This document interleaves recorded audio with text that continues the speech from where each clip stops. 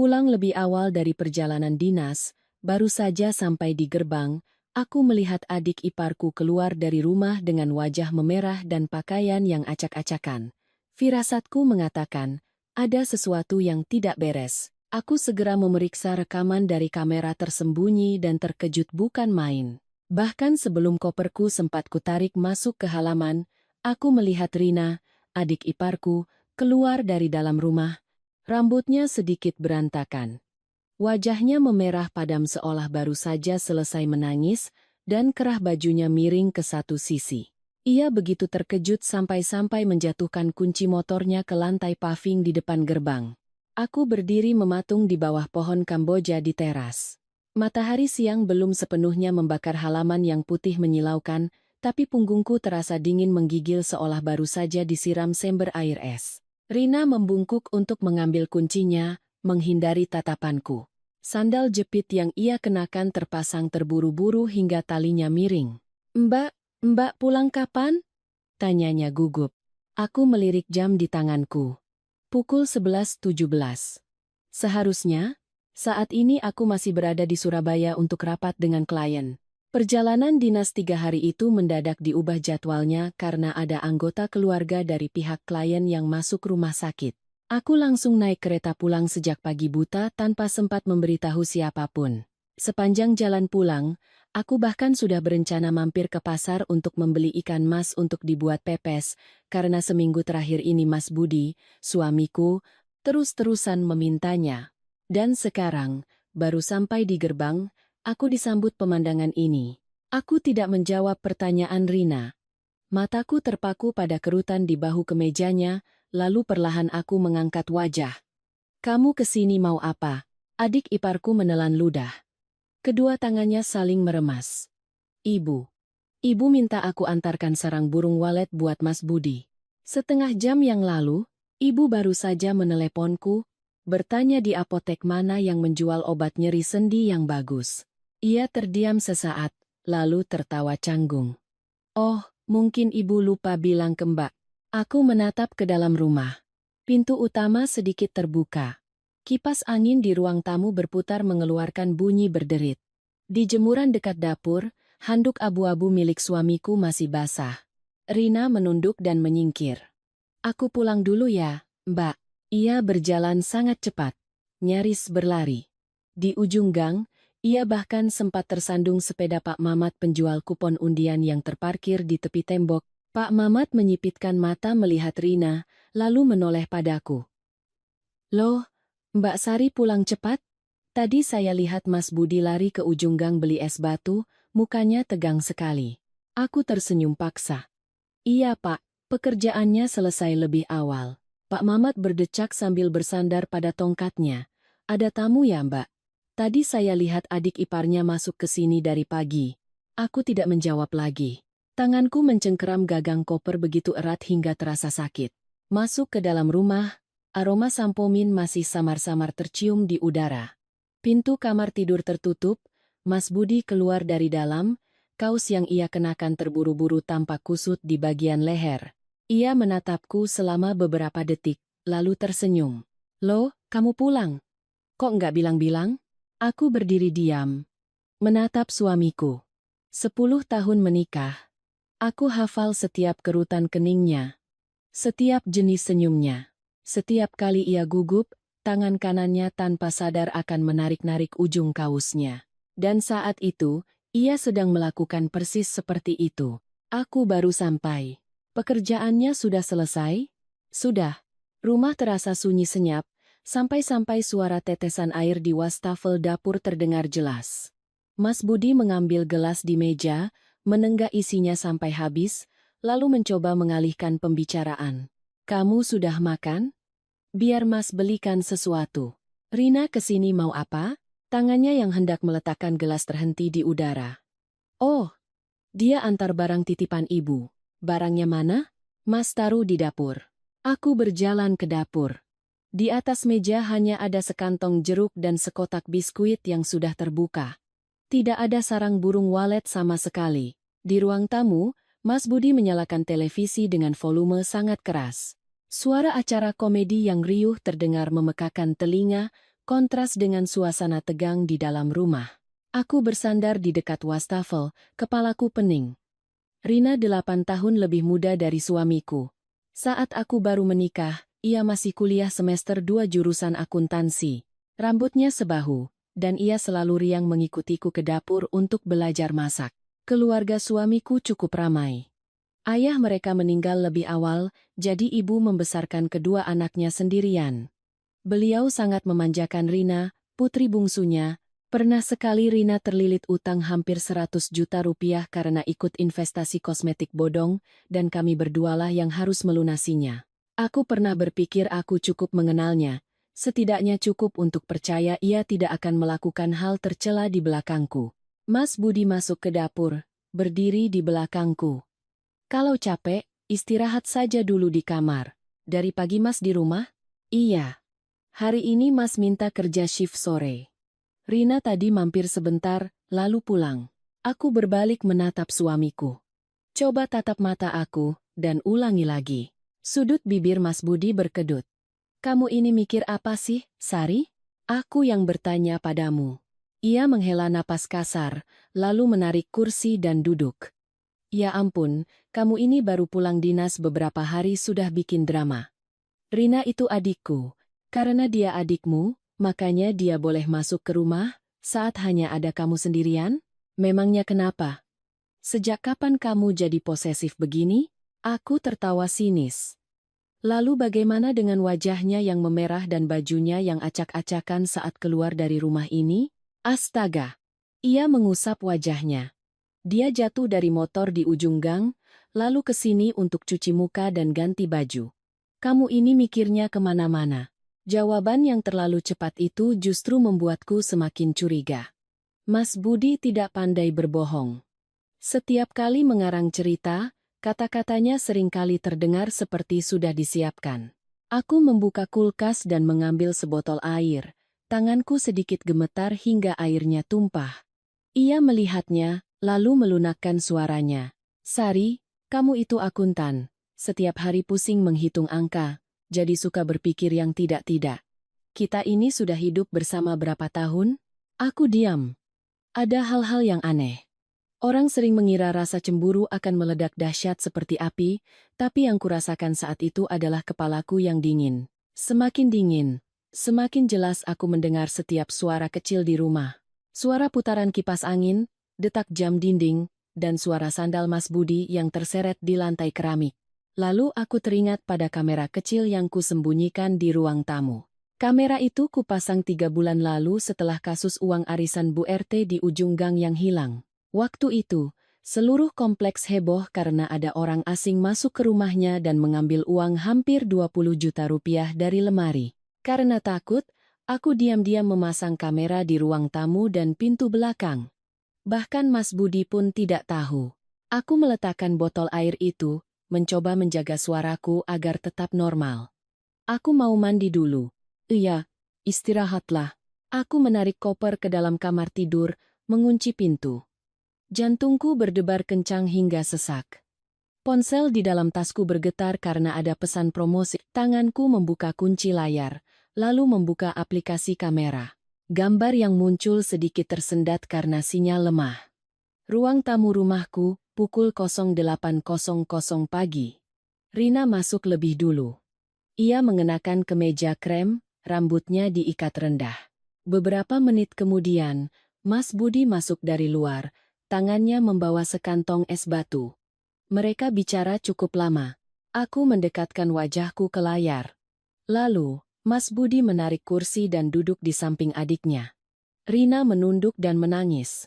Mas Budi mengulurkan tangan untuk menyeka air matanya. Aku menahan napas. Dari luar kamar tidur, suara Mas Budi memanggil. Sari, kamu lihat kunci mobil di mana? Aku tidak menjawab. Mataku masih terpaku pada layar ponsel. Dan tepat pada saat itu, di dalam rekaman, pintu ruang tamu tiba-tiba terbuka, seorang wanita lain masuk ke dalam rumahku. Wanita yang baru saja masuk ke rumahku adalah Bu Lastri dari ujung gang. Pemilik apotek yang jaraknya hanya 2 rumah dari sini. Ia mengenakan piyama ungu, rambutnya dijepit seadanya dengan jepit rambut plastik. Di tangannya, ia membawa beberapa lembar kertas dan sebuah kantong plastik biru. Aku duduk membeku di tepi ranjang. Di layar kamera, Bu Lastri begitu masuk langsung menatap Rina, lalu menghela napas. Ibu menelepon saya, minta tolong lihat anak ini. Dia nangis dari pagi, belum mau makan. Rina menunduk dalam-dalam. Mas Budi menarik kursi untuk Bu Lastri, lalu pergi ke dapur mengambilkan minum. Aku menatap layar beberapa detik lagi, otakku masih belum bisa memproses apa yang sedang terjadi. Perasaan pertama yang muncul bukanlah lega, melainkan malu. Rasa malu yang merayap di tulang punggungku, membuat kedua telingaku panas. Baru 10 menit yang lalu, di kepalaku, aku sudah membayangkan segala skenario terburuk tentang suamiku dan adik iparku. Dari luar, Mas Budi memanggil lagi. Sari, kamu tidur ya? Aku buru-buru mematikan ponsel, menarik napas dalam-dalam beberapa kali, baru kemudian keluar. Ia sedang berdiri di tengah ruang tamu, memegang kunci mobil, raut wajahnya masih kesal. Mas tanya kunci, kok kamu diam saja? Maaf, tadi lagi ganti baju. Ia menatapku beberapa detik, lalu meletakkan kunci di meja. Sore ini Mas berangkat kerja lebih awal. Kamu istirahat saja. Aku duduk di kursi, mataku tanpa sadar masih melirik ponsel yang tergeletak di sampingku. Tadi Bu Lastri kesini ya Mas? Ia sedikit terkejut. Iya. Kenapa Mas nggak bilang? Memangnya kenapa? Rina lagi ada masalah, jadi dia kesini minta tolong Mas. Masalah apa? Ia menarik kursi dan duduk di hadapanku. Sinar matahari dari teras menyoroti separuh wajahnya, membuat kerutan di sudut matanya terlihat lebih jelas. Belakangan ini, ia memang tampak lebih tua. Perusahaan material bangunan tempatnya bekerja terus melakukan PHK, setiap bulan ia pulang mengeluh pusing. Rina Mosere. Aku terperangah. Apa? Doni? Suaminya? Main judi. Aku terdiam. Rina sudah menikah hampir 3 tahun. Suaminya, Doni, bekerja sebagai sales mobil dan sangat pandai bicara. Setiap kali ke rumah, ia selalu membawakan oleh-oleh untukku dan ibu. Dari luar, semua orang mengira mereka hidup baik-baik saja. Judi sampai separah apa? Mas Budi memijat keningnya. Utangnya lebih dari 400 juta. Aku refleks berdiri. 400 juta? Oh ya. Di luar, suara tukang roti keliling terdengar sayup-sayup. Sebuah motor lewat, membuat debu beterbangan. Di dalam rumah, suasana tiba-tiba sunyi mencekam. Aku duduk kembali, tanganku meraba-raba tepi meja. Lalu, kenapa Rina kesini? Dia baru tahu kemarin. Mereka bertengkar semalaman. Pagi ini Doni pergi, lalu penagih utang datang ke rumahnya. Dia panik dan lari ke sini. Aku teringat wajah Rina yang memerah saat bertemu denganku di gerbang tadi. Kerah bajunya yang miring, mungkin karena ditarik saat bertengkar atau karena terburu-buru berganti pakaian setelah menangis. Aku menunduk menatap kedua tanganku. Masih ada sisa perasaan bersalah karena rekaman kamera tadi. Sebagian karena merasa bodoh, sebagian lagi karena kesal Mas Budi menyembunyikannya dariku. Dia menangis kan? Kenapa Mas harus menyembunyikannya dariku? Mas belum sempat bilang, kamu sudah menginterogasi Mas seperti penjahat. Suara Mas Budi terdengar sedikit kesal. Aku mengangkat wajah. Coba Mas pikir. Aku baru pulang dinas, melihat adik ipar keluar dari rumah dengan wajah merah dan baju acak-acakan. Menurut Mas, aku harus bereaksi bagaimana? Mas Budi terdiam beberapa detik, lalu tertawa kecil. Tawa yang terdengar lelah. Iya juga sih. Pemandangan tadi memang susah dijelaskan. Kalimat itu membuat suasana sedikit lebih cair. Aku bersandar di kursi, mengembuskan napas panjang. Ia berdiri, membuka tutup penanak nasi, lalu menoleh padaku. Kamu sudah makan? Dari pagi baru minum kopi. Kalau begitu, Mas gorengkan telur. Aku menatap suamiku. Beberapa tahun ini, ia jarang sekali masuk dapur. Pernah sekali aku demam, ia merebus sayur tapi lupa menyalakan kompor. Saat membuka panci, sayurnya masih hijau segar. Melihatku menatapnya, ia menggaruk kepala. Jangan lihat begitu. Cuma goreng telur, bukan masak untuk hajatan. Sesaat kemudian, dari dapur terdengar suara minyak panas. Aku bersandar di pintu, melihatnya kikuk memecahkan telur. Hatiku terasa campur aduk. 10 tahun hidup bersama, semua pasangan pasti pernah saling curiga. Bedanya, orang lain menyimpannya dalam hati, sementara aku hari ini benar-benar memeriksa suamiku lewat kamera tersembunyi. Perasaan itu membuatku lebih tidak nyaman daripada kesalahpahaman tadi. Mas Budi meletakkan sepiring nasi di meja, lalu menarik kursi di sampingku. Masih marah? Aku merasa aneh. Iya, memang agak aneh.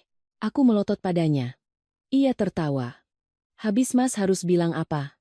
Kamu mau mengaku salah? Mungkin nanti sore sudah hujan badai. Aku tak bisa menahan tawa.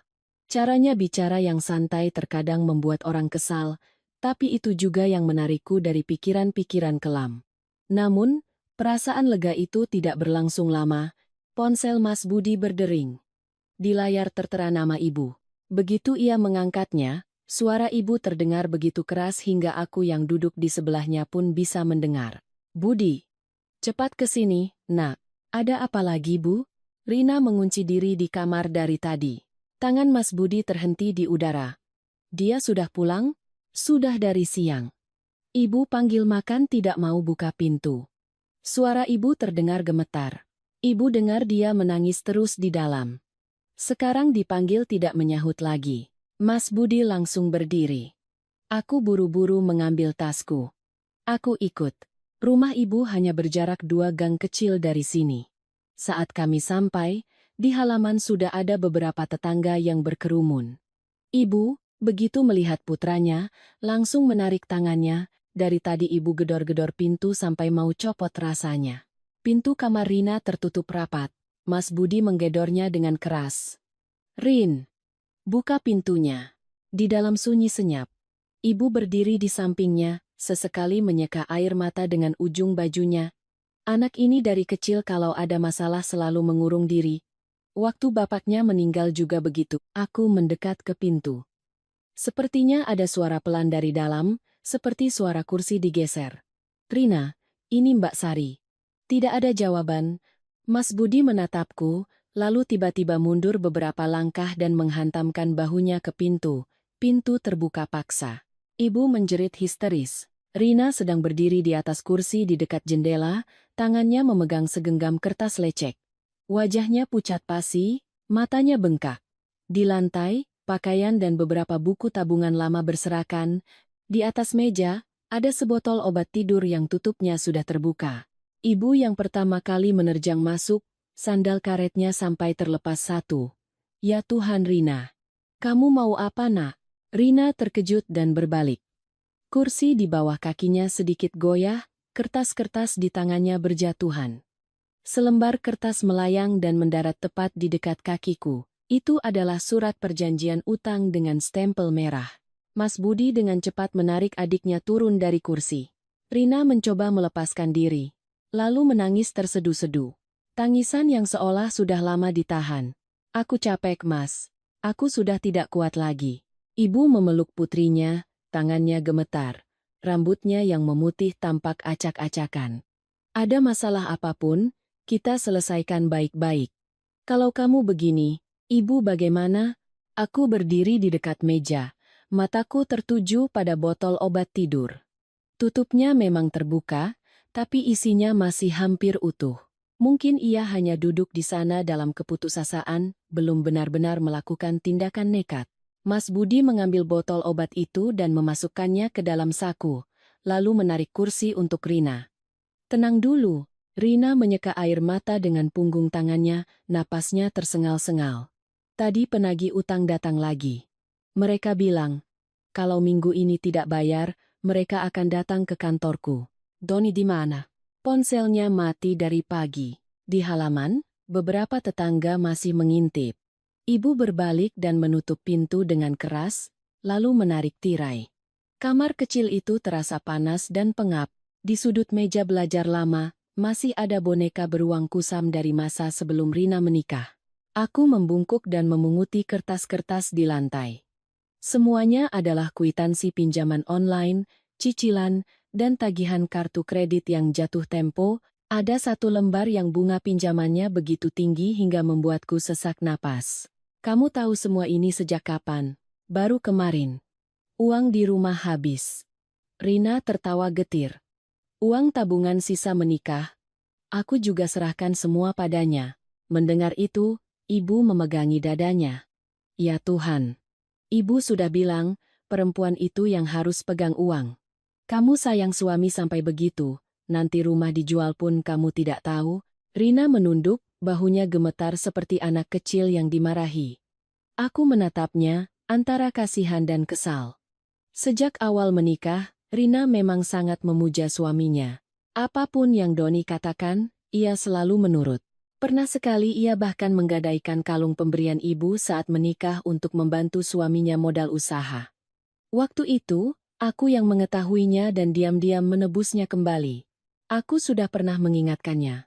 Laki-laki yang terlalu pandai bicara itu harus diwaspadai. Ia hanya tersenyum. Dia benar-benar sayang aku, kok, Mbak. Sekarang ia duduk di sini, mata bengkak, rambut acak-acakan, seluruh tubuhnya seolah kehilangan tenaga. Mas Budi menarik kursi dan duduk di hadapan adiknya. Doni main judi apa sampai utangnya sebanyak itu? Taruhan bola. Sudah berapa lama? Lebih dari setahun. Kamar menjadi hening. 1 tahun. Artinya, selama 1 tahun penuh, Rina tidur di samping seorang suami yang diam-diam sedang menyeret keluarganya ke jurang utang tanpa ia sadari. Aku melihat keluar jendela. Di gang, suara anak-anak bermain bercampur dengan suara penjual es cendol. Kehidupan di luar sana berjalan normal dengan anehnya. Ibu duduk di tepi ranjang, perlahan mengelus rambut putrinya. Dari kecil kamu itu keras kepala. Jatuh dari sepeda sampai patah tangan saja tidak menangis. Sekarang karena seorang laki-laki, kamu mau minum obat tidur? Rina menggigit bibirnya erat-erat. Aku malu, Bu. Malu kenapa? Orang datang menagih utang sampai ke rumah. Suaranya tercekat. Mereka berdiri di depan gerbang, teriak-teriak. Semua tetangga melihat. Aku sudah menjaga nama baik di kantor selama bertahun-tahun, sekarang aku tidak berani berangkat kerja lagi. Mas Budi bersandar di dinding, matanya terpejam sejenak. Aku tahu, otaknya sedang berputar menghitung uang. Kami masih punya cicilan mobil yang belum lunas. Pekerjaan Mas Budi beberapa bulan ini tidak menentu, aku yang bekerja sebagai akuntan di perusahaan furnitur gajinya sedikit lebih stabil, tapi hanya cukup untuk kebutuhan sehari-hari dan membantu biaya pengobatan ibu. 400 juta rupiah saat ini adalah angka yang sangat besar. Ibu menoleh pada putranya. Budi. Mas Budi membuka mata.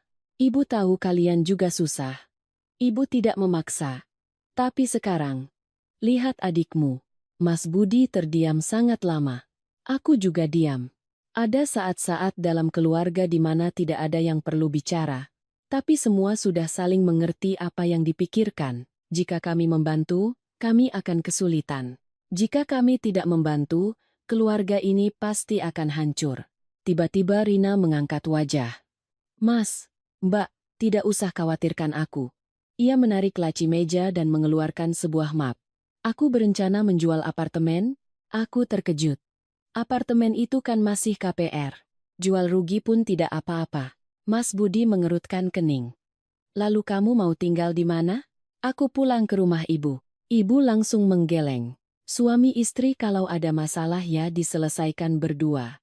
Kalau baru masalah utang sudah lari ke rumah orang tua, nanti ditertawakan orang. Rina tertawa kering. Orang-orang sudah menertawakanku dari tadi pagi, Bu. Kalimat itu membuat seisi ruangan hening. Aku menarik kursi dan duduk lebih dekat dengannya. Kamu terakhir kali bertemu Doni kapan? Apa yang dia katakan? Tadi pagi. Dia berlutut. Minta aku memberinya waktu lagi. Aku tanya, apa masih ada yang dia sembunyikan dariku? Rina berhenti sejenak, lalu menunduk menatap kedua tangannya. Dia diam saja. Hatiku terasa berat. Diam terkadang lebih menakutkan daripada pertengkaran. Ia seperti sebuah pintu yang terbuka, dan di baliknya masih banyak hal yang belum terlihat. Mas Budi berdiri, mondar-mandir di dalam kamar. Sekarang kita harus cari dia dulu. Sudah kutelepon ratusan kali. Sudah coba hubungi teman-temannya? Tidak ada yang tahu. Tiba-tiba ponsel Rina bergetar. Seisi ruangan terkejut. Ia buru-buru mengambilnya. Matanya sempat berbinar penuh harap, lalu langsung meredup. Bukan Doni. Dari bank. Mengingatkan tagihan. Tangannya gemetar hebat sampai-sampai ia kesulitan mematikan layarnya. Aku dengan lembut mengambil ponsel itu dari tangannya dan meletakkannya di meja. Ibu menghela napas panjang. Orang lain menikah itu dapat keberuntungan. Anak perempuanku menikah malah seperti tanaman layu kekurangan air. Tepat saat itu, dari halaman tiba-tiba terdengar suara motor berhenti mendadak, lalu suara seorang pria terdengar. "Permisi, apa benar ini rumahnya Mbak Rina?" Wajah Rina pucat pasi. Mas Budi dengan cepat melangkah keluar. Aku mengikuti di belakangnya.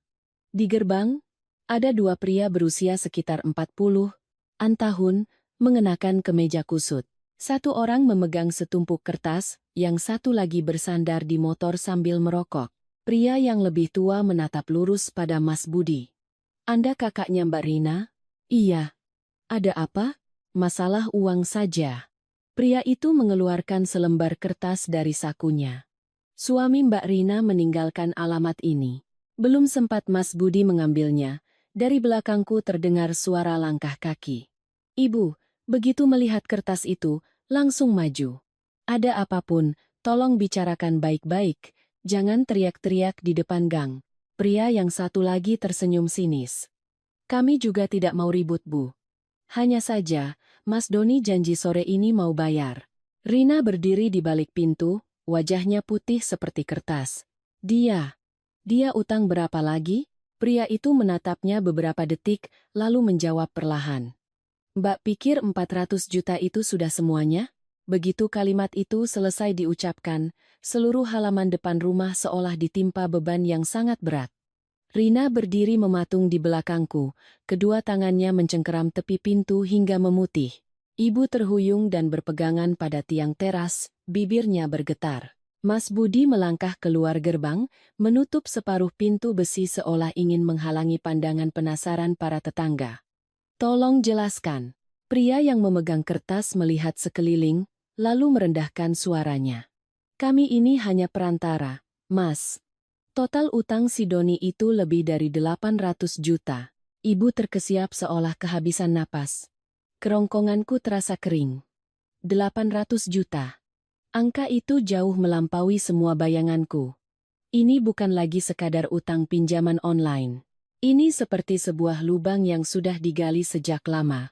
Hanya menunggu waktu untuk menelan kami semua." Mas Budi meremas kertas di tangannya. "Tidak salah hitung? Mau salah juga susah, Mas. Utang pokok, bunga, surat perjanjiannya lengkap." Pria yang satu lagi mengeluarkan beberapa lembar kertas dari tas hitam, beberapa di antaranya tertanggal 8 bulan yang lalu. Rina menggelengkan kepalanya berulang kali. "Tidak mungkin.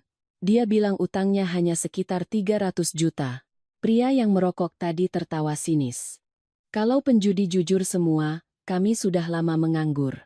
Mas Budi menoleh pada adiknya, wajahnya begitu tegang hingga rahangnya menonjol. "Kamu masih menyembunyikan sesuatu? Aku hanya tahu sampai di situ, Mas. Kartu kreditnya atas nama siapa? Ada yang atas namanya? Ada yang dia pinjam KTP-ku untuk membuatnya." Ibu memegangi dadanya, lalu terduduk lemas di bangku batu di halaman. "Ya Tuhan." Aku mendekat untuk menopangnya, tangannya terasa dingin. Beberapa tahun ini, kondisi ibu memang menurun. Dulu, saat masih muda, beliau berjualan nasi di pasar, membesarkan dua anak sendirian, wataknya sekeras baja. Tapi sekarang, mendengar masalah uang sebesar ini, matanya sudah memerah. Mas Budi mencoba menjaga suaranya agar tetap tenang. "Sekarang, kalian maunya bagaimana?" Pria itu melirik jam tangannya. "Kami tidak mau menyulitkan keluarga. Tapi sore ini harus ada jawaban." "Jawaban apa?" "Bayar dulu 200 juta sebagai tanda itikat baik, atau beritahu kami di mana Doni sekarang." Rina menangis. "Saya benar-benar tidak tahu dia di mana." Pria yang satu lagi mengangkat bahu.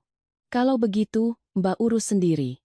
Selesai berkata, ia melangkah turun dari teras. Beberapa langkah kemudian, ia berbalik menatap ke dalam rumah. Oh ya, sekadar informasi. Si Doni itu sekarang dicari banyak orang. Utangnya bukan cuma di tempat kami. Motor mereka menyala, lalu menghilang di ujung gang. Seisi rumah terdiam sangat lama. Dari jalan, suara penjual barang bekas terdengar sayup-sayup, seperti datang dari dunia lain. Ibu duduk termenung di bangku batu, pandangannya kosong. Ibu kira dia sudah menikah dengan orang baik-baik. Rina berlutut di samping ibunya, menangis terseduh-seduh. Maafkan Rina, Bu. Minta maaf buat apa lagi?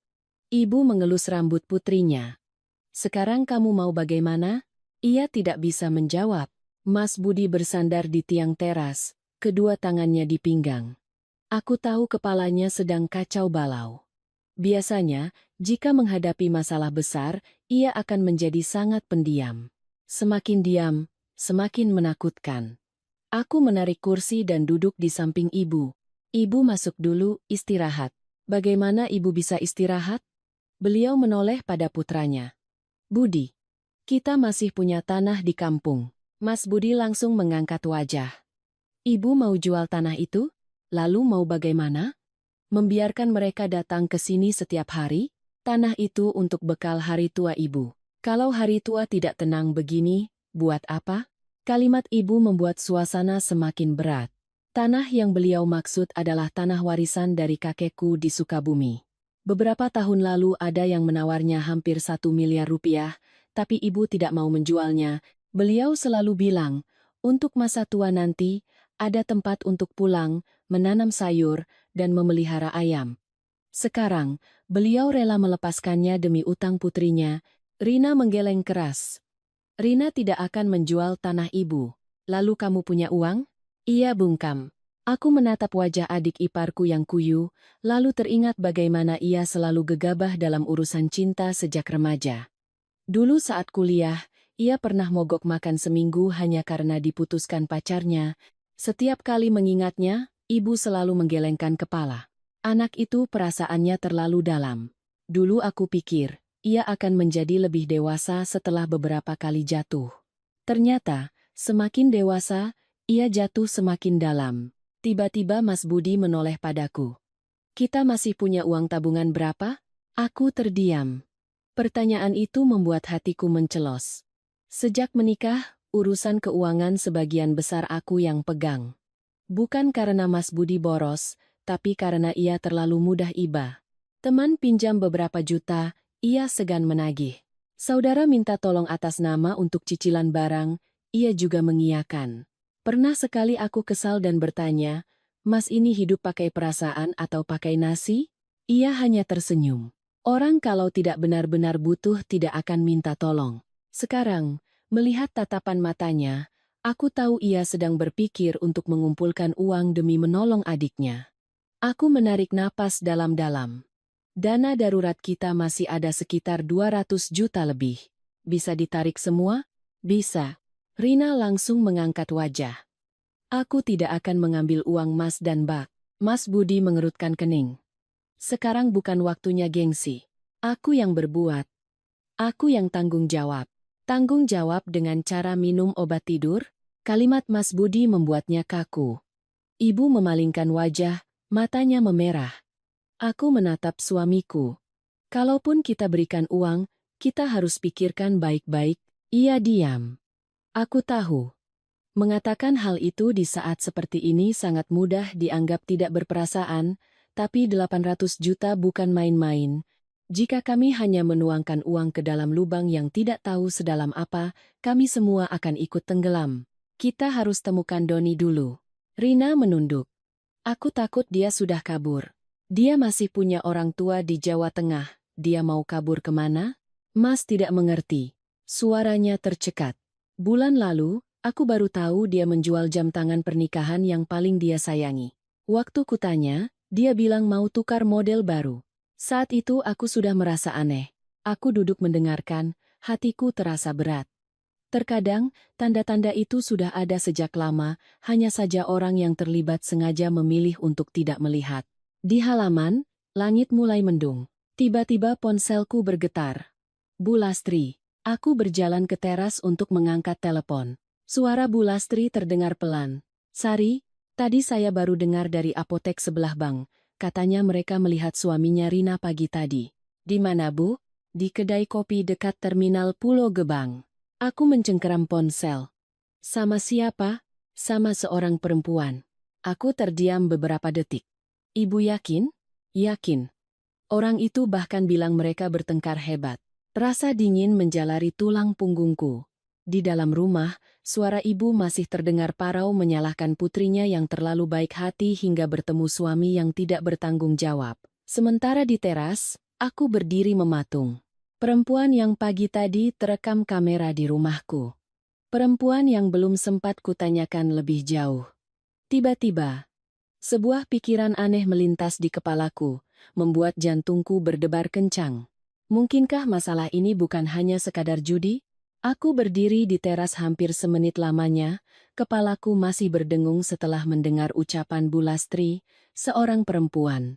Cerita yang kukira hanya seputar utang piutang, tiba-tiba berbelok ke arah lain, membuat hatiku semakin sesak. Bukan karena penasaran, tapi karena aku teringat tatapan mata Rina saat ia duduk memeluk kepala di dalam kamarnya tadi. Ada orang yang tahan susah, tahan miskin. Tapi saat mengetahui dirinya dikhianati, seluruh dunianya seakan runtuh. Aku masuk kembali ke dalam rumah. Ibu sedang mengoleskan minyak kayu putih ke dadanya. Rina duduk memeluk lutut di kursi, matanya merah. Mas Budi berdiri di dekat jendela, sedang menelepon seseorang tapi tidak diangkat. Aku menarik kursi dan duduk di dekat adik iparku. Belakangan ini, Doni ada menunjukkan gelagat aneh. Ia menatapku. "Maksud Mbak?" "Misalnya, sering pulang malam, menyembunyikan ponsel, atau tiba-tiba lebih memperhatikan penampilan?" Rina terdiam beberapa detik, lalu tertawa sinis. "Dia kan sales mobil, Mbak. Dari awal menikah juga penampilannya selalu necis. Soal ponsel, dari dulu juga pakai kata sandi. Kamu tidak pernah coba memeriksanya?" "Pernah sekali aku pinjam untuk menelepon ibunya, dia langsung merebutnya kembali. Katanya banyak data pribadi klien." Setelah bercerita, ia tiba-tiba termenung, seolah baru saat itulah ia menyadari bahwa potongan-potongan kecil kejadian di masa lalu, jika disatukan, ternyata sangat mencurigakan. Mas Budi mematikan ponselnya dan berbalik. Tidak ada yang tahu dia di mana. Ibu menghela napas. Apa jangan-jangan dia benar-benar kabur? Belum tentu. Mas Budi menarik kursi dan duduk di samping ibunya. Doni itu gengsinya tinggi. Orang seperti dia, sebelum benar-benar terpojok, tidak akan menyerah begitu saja. Aku teringat Doni setiap kali ia datang ke acara keluarga. Selalu mengenakan kemeja rapi, parfumnya wangi, dan senyumnya ramah pada semua orang. Para tetua di kompleks bahkan sering memuji, menantu Bu Jubaedah gagah sekali. Ibu akan sangat bangga mendengarnya. Tiba-tiba Rina berdiri. "Aku mau pulang ke apartemen, ambil beberapa barang." Mas Budi mengerutkan kening. "Mau kemana lagi?" "Besok aku masih harus kerja." "Kerja bagaimana dengan kondisi seperti ini? Kalau aku tidak kerja, mau makan apa?" Kalimatnya terdengar begitu kering dan menyedihkan. Aku melihat jam, hampir pukul 5 sore. "Biar Mbak antar." Rina langsung menggeleng. "Tidak usah, Mbak. Aku tidak tenang membiarkanmu sendirian sekarang." Ia hendak membantah, tapi kemudian diam. Mas Budi memberikan kunci motor padaku. "Kalian pergi saja." "Ada apa-apa?" "Telepon Mas." Ibu menarik tangan putrinya.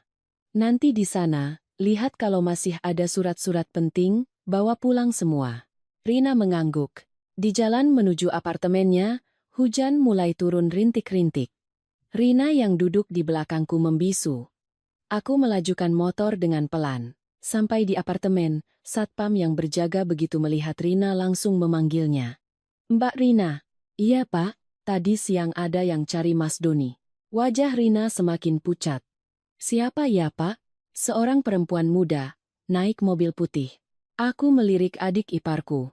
Ia terdiam beberapa detik, lalu tersenyum paksa. "Oh, mungkin kliennya." Satpam itu mengangkat bahu. "Saya lihat perempuan itu menangis hebat di lobi." Udara di sekitar kami terasa semakin berat.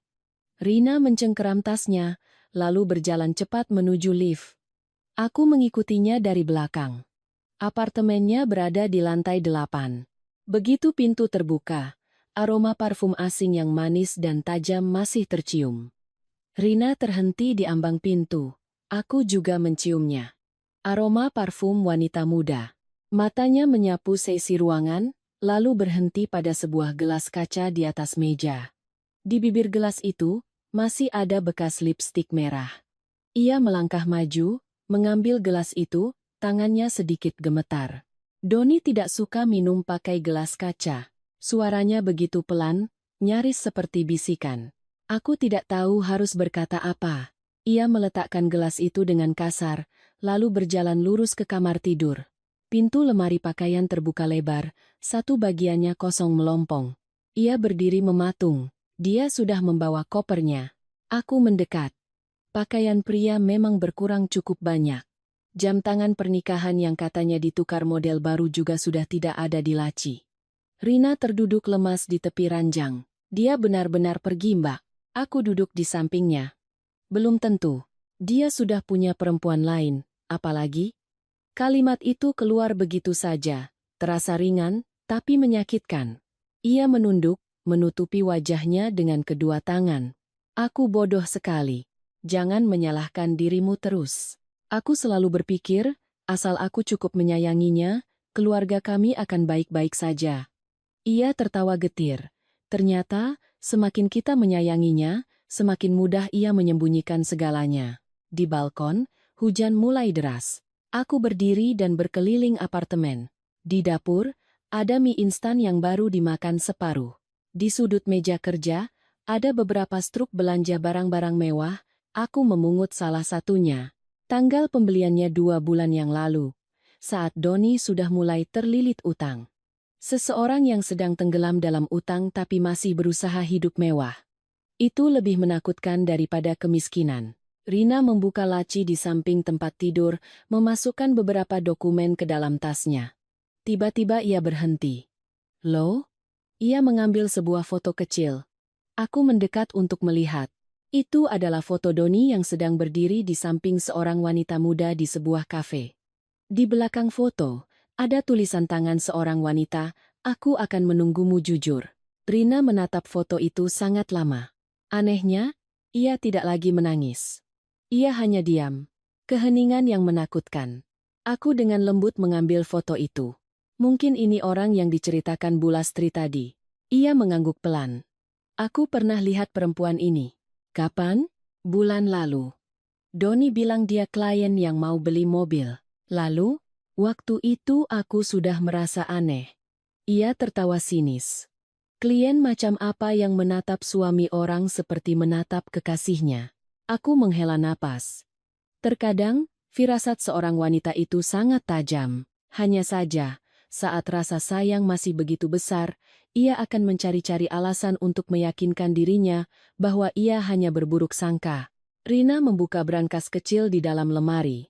Isinya nyaris kosong. Ia terduduk di lantai. Dia mengambil semuanya. Aku melihat brankas kosong itu dan merasa dingin. Doni bukan hanya pergi. Ia sudah merencanakan kepergiannya. Tepat saat itu, ponsel Rina berdering. Di layar tertera nama ibu mertua. Rina menatapnya beberapa detik sebelum mengangkat. Suara di seberang sana terdengar panik. Rina. Apa Doni ada di situ? Nak, ia tercekat. Tidak ada, Bu. Ya Tuhan, polisi mencarinya. Rina mencengkeram ponselnya begitu erat. Polisi? Mencari Doni kenapa, Bu? Suara ibu mertuanya bergetar. Ada orang datang ke kantornya, lalu melapor ke rumah. Katanya Doni terlibat masalah surat-surat mobil. Surat-surat apa, Bu? Ibu juga belum jelas. Katanya ada klien yang sudah transfer uang, tapi mobilnya tidak dikirim. Rina terduduk lemas di tepi ranjang. Ya Tuhan! Dari seberang telepon, terdengar suara tangis ibu mertuanya.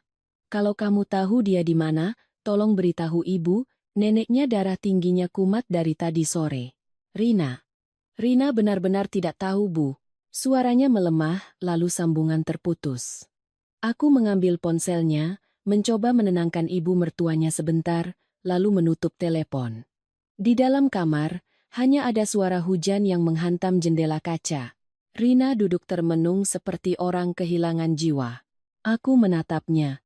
Hatiku kacau. Awalnya kukira hanya judi.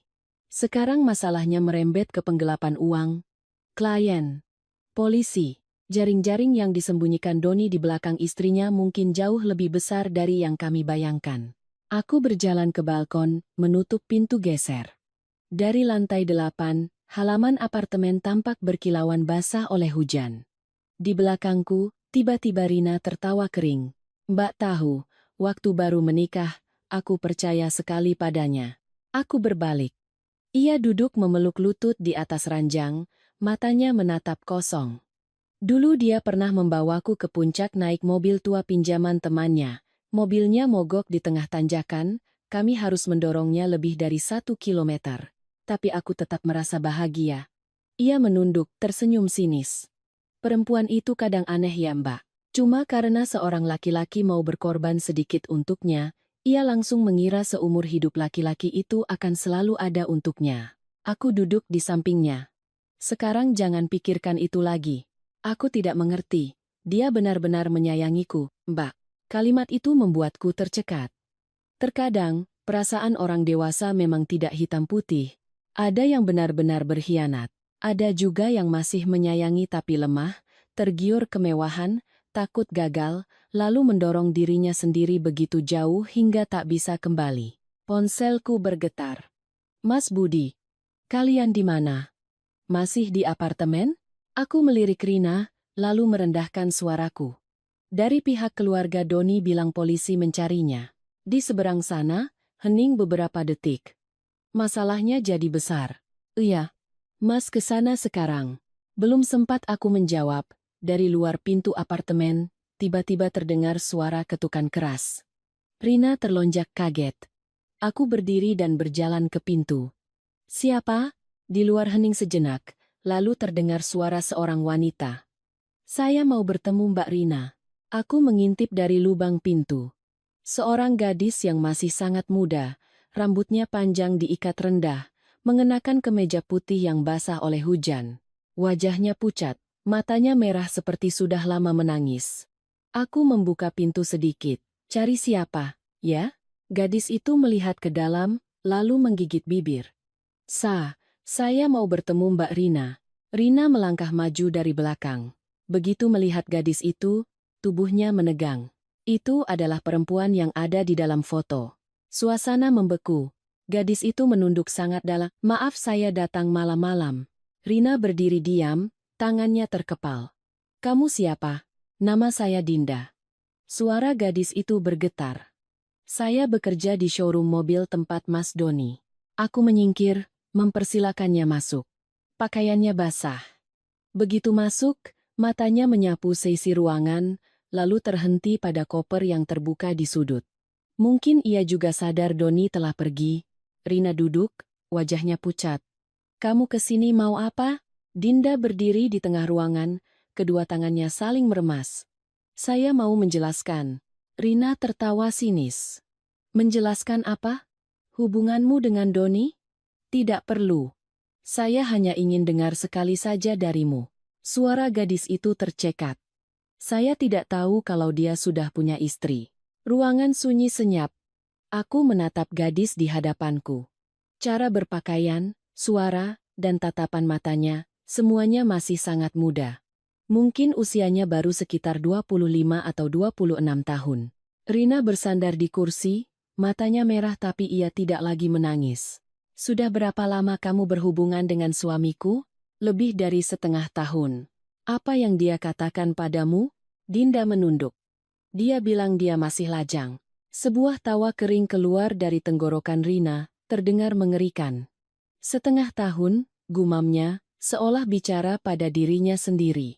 Setengah tahun dan aku tidak tahu apa-apa.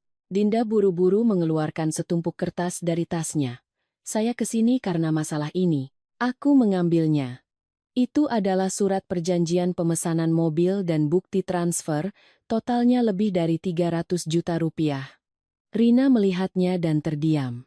Ini uangmu? Dinda mengangguk. Saya mau membelikan mobil untuk orang tua di kampung, untuk usaha travel.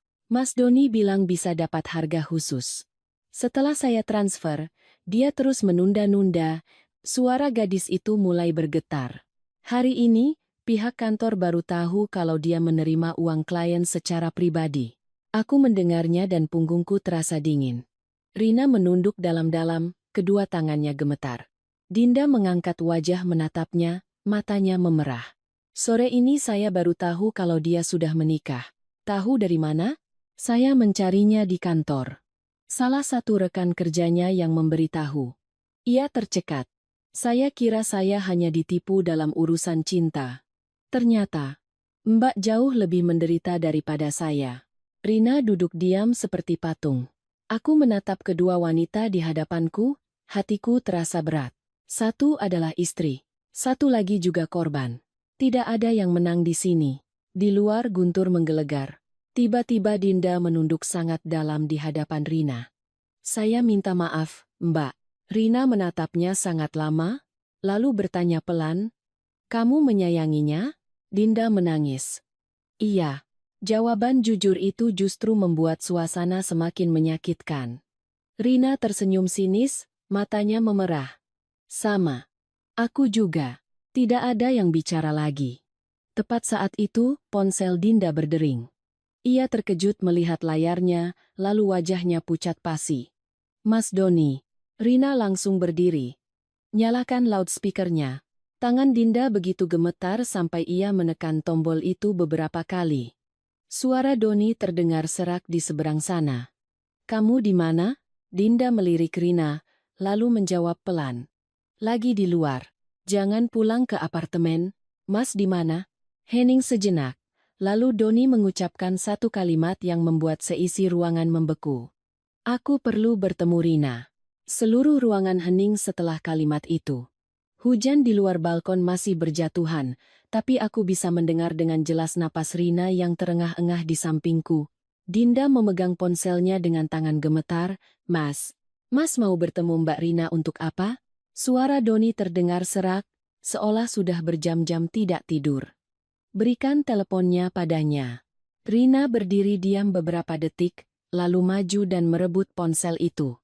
Halo, di seberang sana hening cukup lama. Aku melihat wajah Rina yang tegang perlahan memucat.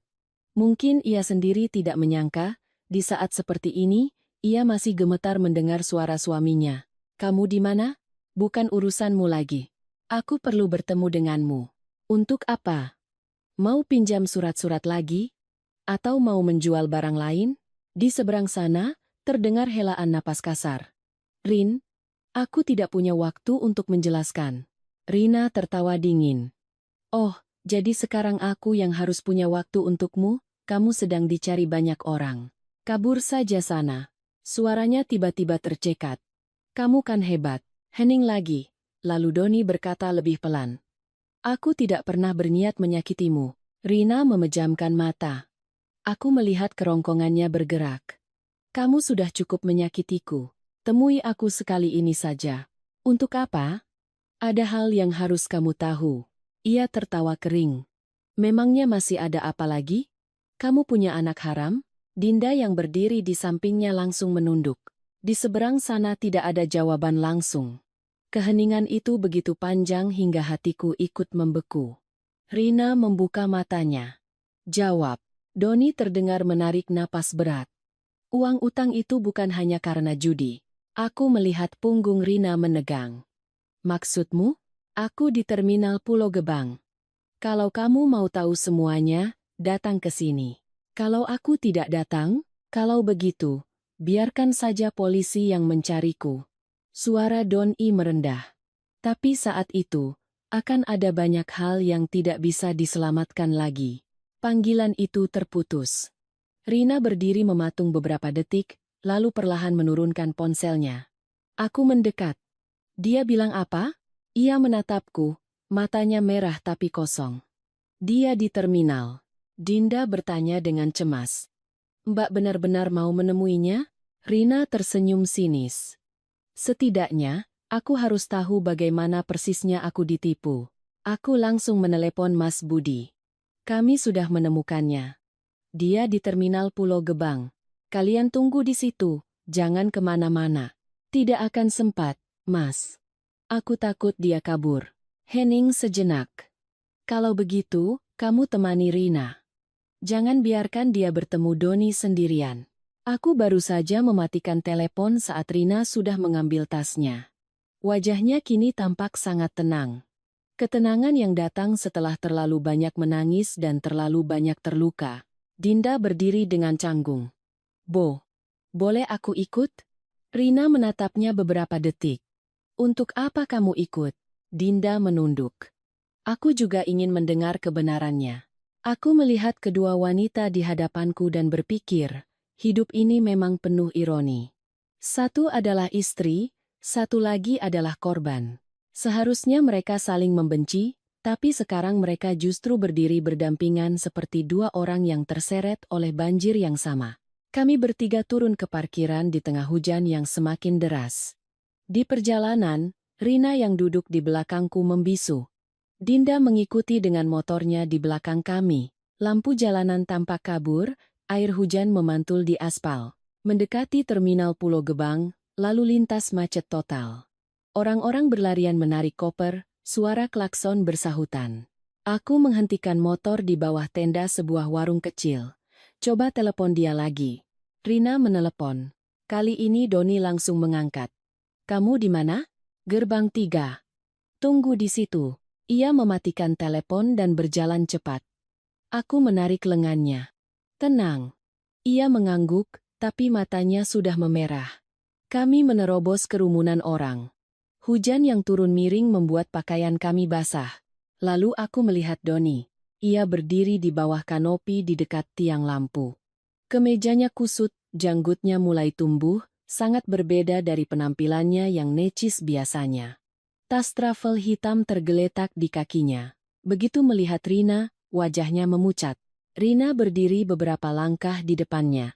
Tidak ada yang langsung bicara. Suara pengumuman bus tujuan Cirebon terdengar dari pengeras suara. Doni melihatku, lalu Dinda. Matanya menunjukkan keterkejutan. Kamu juga datang? Dinda memalingkan wajah. Rina yang pertama kali bicara. Kamu benar-benar mau kabur?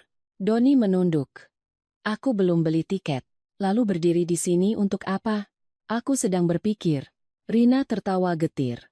Baru kali ini aku lihat kamu berpikir, setelah menghancurkan hidup orang lain. Doni hanya diam. Sebuah bus baru saja mundur, suara rem anginnya memekakkan telinga. Angin meniup rambut Rina hingga menutupi wajahnya. Di dalam tas itu, masih ada barangku? Doni membungkuk dan membuka resleting tasnya. Di dalamnya hanya ada beberapa potong pakaian dan setumpuk kertas. Ia mengeluarkan fotokopian sertifikat tanah dan beberapa surat perjanjian utang. Aku berniat mengembalikannya padamu. Rina merebut tumpukan kertas itu dan memeriksanya. Setiap lembar yang ia lihat seolah menjadi pisau baru yang menusuknya. Kamu bahkan menggadaikan sertifikat rumah ibu? Suaranya meninggi di tengah deru hujan. Doni memejamkan mata. Itu hanya fotokopian. Kamu masih tahu takut? Beberapa orang di sekitar mulai menoleh. Aku menarik lengan Rina. Pelankan suaramu. Ia terengah-engah, matanya merah. Kamu bilang utang itu bukan hanya karena judi. Maksudmu apa? Doni melihat sekeliling, lalu merendahkan suaranya. Aku ditipu investasi. Investasi apa? Ada yang mengajak modal untuk impor mobil bekas. Aku menaruh hampir semua uangku di situ. Ia tertawa sinis, bibirnya bergetar. Awalnya memang untung. Aku mendengarnya dan merasa sangat familiar. Beberapa tahun ini, banyak sekali orang yang terjerumus investasi bodong. Rina menatap suaminya lekat-lekat. Kamu dapat uang dari mana untuk investasi? Doni tidak menjawab. Keheningannya adalah jawaban. Uang tabungan istri, pinjaman bank, pinjaman rentenir, mungkin juga uang muka dari klien. Doni mengusap wajahnya. Rencanaku? Setelah dapat untung besar, aku akan berhenti. Rina tertawa getir. Penjudi manapun, semakin ingin menang, semakin dalam terjerumus. Dinda yang berdiri di belakang tiba-tiba menangis. Lalu bagaimana denganku? Doni menoleh pada gadis muda itu, matanya tampak sangat lelah. Aku minta maaf. Aku bilang aku menyayangimu. Saat itu aku sungguh-sungguh. Mendengar itu, Rina tertawa terbahak-bahak. Tawa yang terdengar dingin di tengah hujan. Hebat sekali. Kamu begitu penyayang sampai-sampai semua orang kamu sayangi. Doni menunduk. Aku melihat wajahnya saat ini dan anehnya merasa lebih kasihan daripada marah. Seorang pria yang tadinya begitu percaya diri, sekarang berdiri di terminal bus seperti orang yang kehilangan arah. Tapi tepat saat itu, dari arah gerbang, terdengar seseorang berteriak. Wajah Doni langsung pucat. Ia berbalik. Dua pria berjaket hitam berlari cepat ke arah kami. Doni mundur selangkah, tas di kakinya terguling, beberapa lembar kertas keluar. Kedua pria itu mendekat dengan cepat, wajah mereka tegang. Pria yang lebih pendek menunjuk lurus ke arah Doni. "Kamu mau kabur, hah?" Teriakannya membuat orang-orang di sekitar menoleh. Rina berdiri kaku, Dinda refleks bersembunyi di belakangku.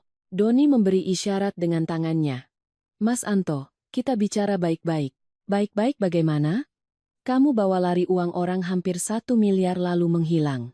Pria yang dipanggil Anto itu hendak menerjang dan mencengkeram kerah baju Doni. Tapi aku dengan cepat menghalanginya. "Mas, tenang dulu. Ini di tempat umum." Pria itu menatapku, lalu Rina. Wajahnya sedikit melunak. "Ini istrinya?" Belum sempat Rina menjawab, Doni sudah angkat bicara. "Ini urusanku, jangan libatkan istriku." Mas Anto tertawa sinis. "Baru sekarang ingat punya istri?" Suasana begitu tegang. Aku melihat beberapa orang mulai berkerumun, seorang satpam terminal juga sedang mengawasi kami. Doni menunduk, "Saya tidak kabur." "Tidak kabur tapi ada di terminal?" Ia diam. Pria yang satu lagi, yang lebih tua, menarik lengan Mas Anto. "Sudah, bicara yang benar." Ia menoleh pada Rina. "Kami bukan preman, Mbak. Kami ini rekan bisnisnya." Rina mencengkeram tumpukan kertas di tangannya. "Rekan bisnis sampai hampir 1 miliar?" Pria itu menghela napas. "Awalnya usaha kami memang lancar. Doni ini pintar, koneksinya banyak. Tapi belakangan, dia pakai uangnya untuk hal lain." Doni mengangkat wajah. "Saya cuma mau menutupi kerugian." Mas Anto tertawa keras. "Orang bangkrut manapun pasti bilang begitu." Hujan mulai reda, tapi angin masih terasa dingin. Rina menatap suaminya sangat lama, lalu bertanya pelan, "Berapa banyak lagi yang kamu sembunyikan dariku?" Doni membuka mulut, tapi tidak ada suara yang keluar. Keraguannya membuatku merinding. Tepat saat itu, ponsel Mas Anto berdering. Ia mendengarkan sebentar, lalu wajahnya berubah. "Apa? Polisi datang ke showroom?" Wajah Doni pucat pasi. Pria yang satu lagi merendahkan suara. "Bagaimana sekarang?" Mas Anto menatap tajam ke arah Doni.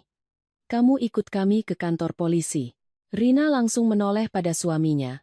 Wajahnya begitu putih hingga bibirnya kehilangan warna. Doni menggeleng. "Biar saya temui klien dulu." "Klien mana lagi?" Ia diam. Mas Anto kehilangan kesabaran. "Kamu masih mau main-main?" Doni menoleh pada Rina. Tatapan matanya saat ini aneh sekali, campuran antara lelah dan putus asa. "Aku harus mengambil sesuatu." "Apa?" "Surat-surat." Aku mengerutkan kening.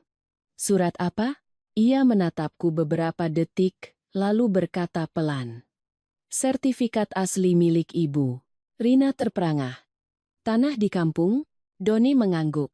Aku mendengarnya dan tanganku terasa dingin. Ternyata fotokopian tadi hanya puncak gunung es. Sertifikat aslinya sudah ia bawa. Rina mundur selangkah, seolah tak mampu berdiri tegak. "Kapan kamu mengambilnya?" 3 bulan yang lalu." "Bagaimana caranya?" "Aku bilang pada ibu, mau pinjam fotokopiannya untuk mengajukan kredit mobil ke bank." Aku memejamkan mata sejenak. Ibu sudah tua, dan ia percaya pada menantunya seperti anak sendiri. Mengambil surat berharga darinya jauh lebih mudah daripada dari orang lain. Rina tertawa sambil menangis. "Kamu hebat sekali." Doni menunduk, suaranya serak. "Aku belum sempat menggadaikannya." Sekarang di mana? Ada di tempat seorang kenalan. Mas Anto mengumpat pelan. Sudah begini masih ditambah masalah tanah. Doni mengangkat wajah. Aku harus mengambilnya kembali sebelum polisi turun tangan. Aku menatapnya lekat-lekat. Untuk pertama kalinya, di mata Doni tidak lagi ada raut wajah orang yang ingin melarikan diri. Ia tampak benar-benar panik karena sesuatu yang lebih besar dari sekadar uang. Rina menyeka air matanya. Antar aku ke sana. Doni terkejut. Jangan. Tempat itu tidak aman. Baru saja ia selesai bicara. Dari luar terminal terdengar suara sirene ambulans, membuat semua orang menoleh. Di tengah kekacauan itu, Doni menarik tangan Rina. Dengarkan aku sekali ini saja. Rina menepisnya. Aku sudah tidak percaya padamu. Doni berdiri mematung, lalu tiba-tiba mengeluarkan sebuah kunci kecil dari sakunya dan memasukkannya ke tangan istrinya. Di loker showroom, ada sebuah tas dokumen. Apa isinya? Daftar transfer. Aku melihat tatapan Mas Anto berubah. Maksudmu? Doni memalingkan wajah. Aku tidak mungkin menelan semua uang itu sendirian. Suasana membeku. Aku menatapnya, jantungku berdebar kencang. Artinya, masalah ini melibatkan orang lain. Mas Anto mendekat. Jelaskan. Awalnya memang investasi. Tapi kemudian Pak Wiryo, atasan di kantor, mulai memakai uang klien untuk gali lubang tutup lubang. Aku hanya ada di tengah-tengah. Dan kamu ikut menikmatinya. Doni tertawa getir. Saat aku sadar, semua sudah terlambat. Rina berdiri mendengarkan setiap kata. Wajahnya perlahan berubah dari sedih menjadi syok. Ia menatap suaminya seperti menatap orang asing. Selama ini, bagaimana caramu hidup bersamaku? Doni tidak menjawab. Sebuah bus menyala di belakang kami, asapnya mengepul. Suara orang saling memanggil, suara pengumuman bus, dan suara rintik hujan membuat kepalaku pening. Dinda yang berdiri di sampingnya tiba-tiba bertanya lirih. Jadi, apa kamu pernah benar-benar menyayangiku? Pertanyaan itu, di tengah situasi seperti ini, terdengar begitu menyedihkan. Doni menatap gadis itu sangat lama. Pernah, Dinda langsung menangis. Rina memejamkan mata, bibirnya bergetar. Aku berdiri di antara mereka bertiga, hatiku terasa berat. Seorang pria, karena gengsi dan keserakahan, telah menyeret dirinya sendiri ke jurang dan membawa serta semua orang yang menyayanginya. Tepat saat itu, ponselku berdering. Mas Budi. Begitu kuangkat, suaranya terdengar panik. Sari, kalian di mana? Masih di terminal. Jangan biarkan Doni pergi. Kenapa? Ia merendahkan suaranya. Polisi baru saja datang ke rumah ibu. Aku mencengkeram ponsel. Polisi bilang apa? Mas belum jelas. Mereka bertanya apa Doni ada menghubungi keluarga. Di belakangku, Doni berdiri membeku di tengah keramaian terminal. Hanya dengan melihat wajahnya, aku tahu ia sudah bisa menebak apa yang terjadi. Mas Budi melanjutkan. Suaranya memberat. Ibu siok. Tekanan darahnya naik. Jantungku mencelos. Ibu bagaimana? Bu Lastri baru saja datang memeriksa. Sekarang Mas bawa ibu istirahat di kamar. Aku menoleh pada Rina. Ia berdiri memeluk lengannya sendiri, seolah kedinginan, padahal udara Jakarta malam itu hanya gerimis. Aku mengerti. Kami selesaikan urusan di sini, lalu pulang. Baru saja aku mematikan telepon, Mas Anto sudah berdiri di depan Doni. Sudah dengar?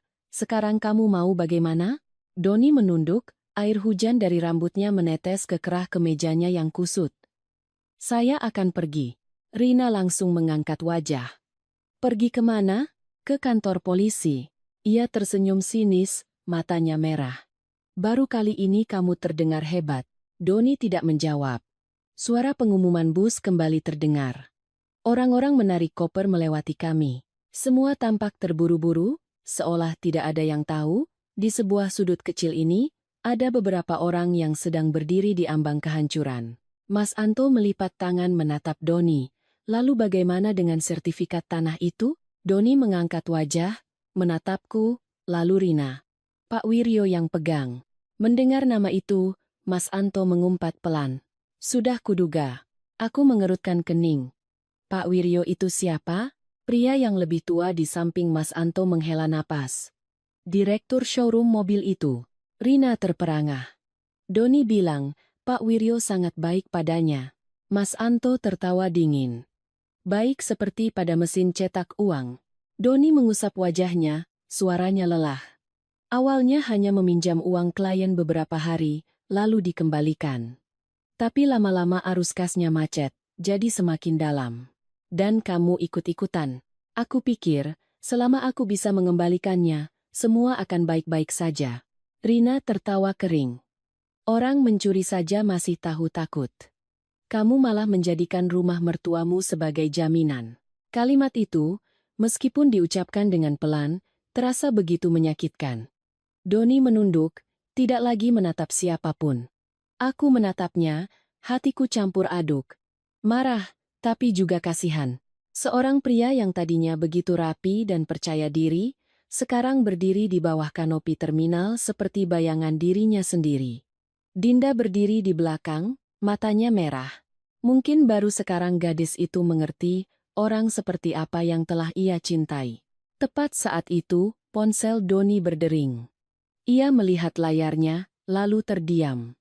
Pak Wiryo. Mas Anto langsung mendekat. Nyalakan loudspeakernya. Doni ragu sejenak, lalu menuruti.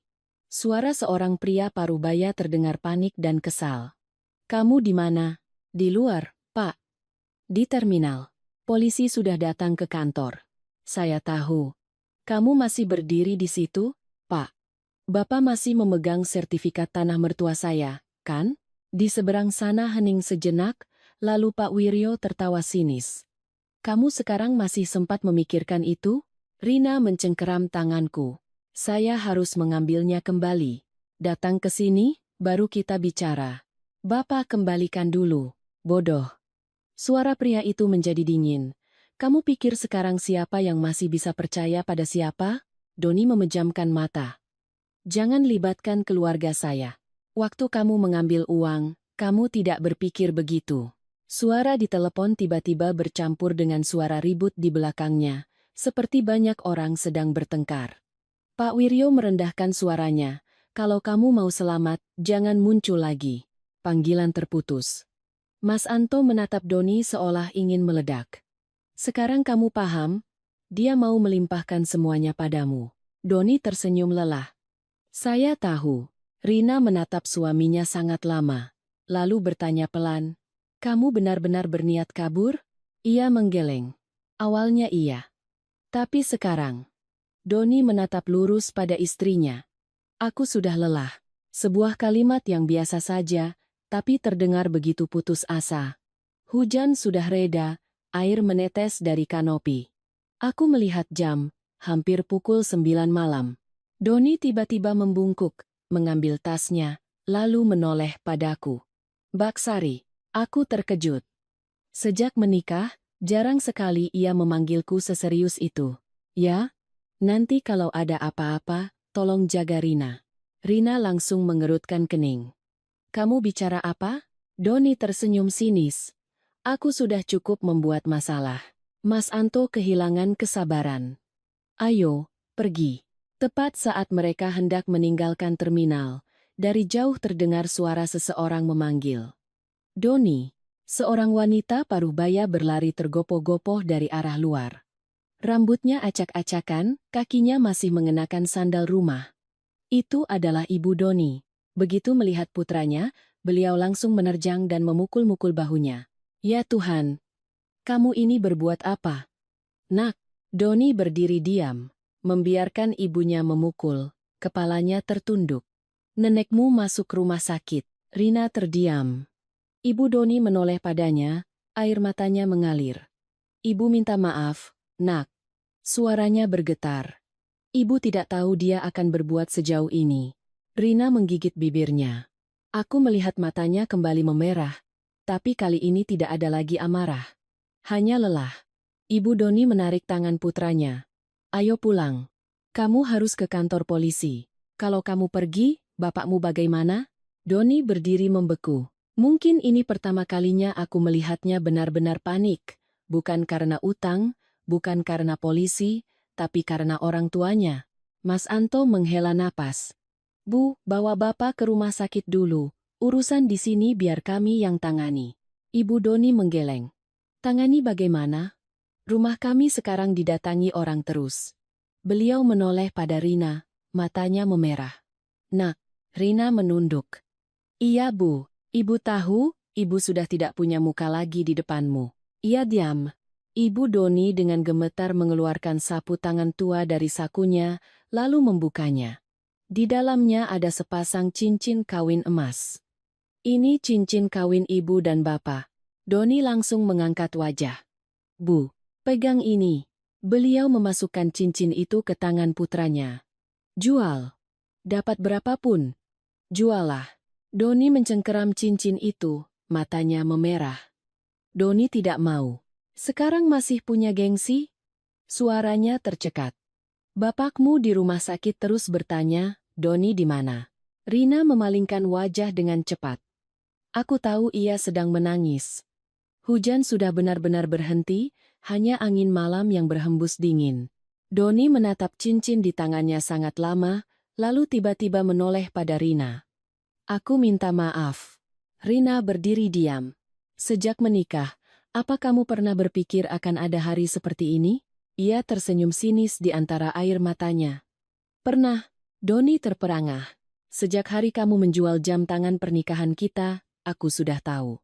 Kalimat itu membuat semua orang terdiam. Rina menatap suaminya, matanya merah tapi anehnya tampak tenang. Aku hanya menipu diriku sendiri. Doni berdiri membeku setelah mendengar kalimat itu. Tangannya yang memegang cincin kawin ibunya terkepal begitu erat hingga urat-uratnya menonjol. Lampu kuning dari terminal menyoroti wajahnya yang kuyu, membuatnya tampak 10 tahun lebih tua hanya dalam semalam. Rina memalingkan wajah ke arah lain. Menyeka air matanya dengan cepat seolah takut ada yang melihatnya masih terluka. Aku berdiri di sampingnya. Kerongkonganku tercekat. Ada pernikahan yang hancur bukan karena pertengkaran besar, tapi karena membusuk perlahan dari hal-hal yang sengaja tidak ingin dilihat. Doni tertawa kering, suaranya serak. Tapi kamu tetap bertahan. Rina menunduk. Karena aku masih berharap. Suaranya pelan, tapi membuat semua orang di sekitarnya terdiam. Ibu Doni memalingkan wajah, menyeka air mata dengan ujung bajunya. Mas Anto menghela napas, mengeluarkan sebungkus rokok, lalu memasukkannya kembali ke saku, mungkin baru teringat ada perempuan di dekatnya. Doni menatap istrinya sangat lama. Aku kira kamu tidak tahu. Saat kamu begadang sampai jam 3 pagi di balkon sambil merokok, aku tahu. Ia tersenyum sinis. Saat kamu diam-diam menjual mobil lalu bilang sedang diservis di bengkel, aku juga tahu. Doni menunduk dalam-dalam. Aku hanya berpikir, suatu saat kamu akan berhenti dengan sendirinya. Angin malam meniup genangan air di bawah kaki kami, memantulkan cahaya lampu menjadi garis-garis panjang. Tiba-tiba ponsel Doni berdering lagi. Kali ini di layar tertera nama Pak Wiryo. Doni menatapnya beberapa detik, hendak mematikannya, tapi Mas Anto mencegah. Angkat. Ia menekan tombol terima. Suara Pak Wiryo terdengar lebih panik dari sebelumnya. Kamu di mana? Terminal. Dengar baik-baik. Suaranya merendah. Kalau mau masalah ini selesai, datang ke gudang mobil di Cakung. Doni diam. Kesana mau apa? Ambil sertifikat tanahmu. Rina langsung menoleh tajam. Pak Wiryo tertawa sinis di seberang telepon. Kamu pikir aku sebodoh itu menyimpannya di kantor? Mas Anto mengerutkan kening. Nyalakan loudspeakernya. Doni menurut. Suara Pak Wiryo terdengar jelas di tengah kebisingan. 1 jam lagi aku pergi. Bapak mau apa? Kamu tahu aku mau apa? Doni memejamkan mata. Saya sudah tidak punya uang. Lalu apa jaminanmu agar aku diam? Rina maju selangkah. Bapak mengambil surat tanah orang lain itu melanggar hukum. Di seberang sana hening sejenak, lalu terdengar tawa. Ini istrinya, ya?